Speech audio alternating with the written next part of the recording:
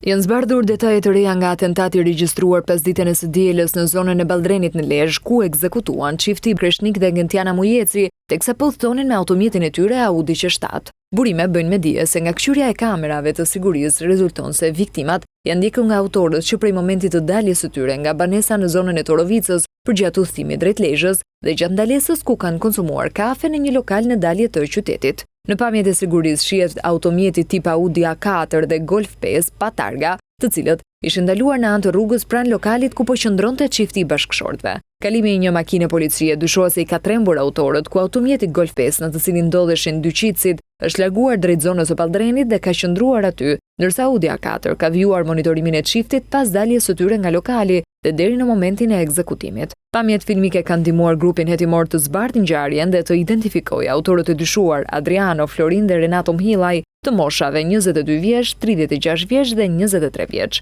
Pavarësisht se kanë kaluar 3 ditë nga ngjarja, ata vijojnë ende të jenë në kërkim dhe policia nuk ka rënë në gjurmët e tyre.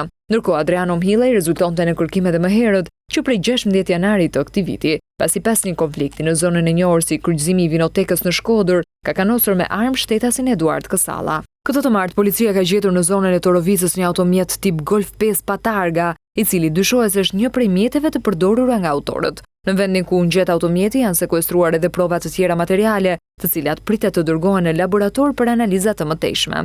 Ndërkohë, ende nuk ka asnjë gjurmë nga automjeti tjetër i përdorur nga autorët Audi A4.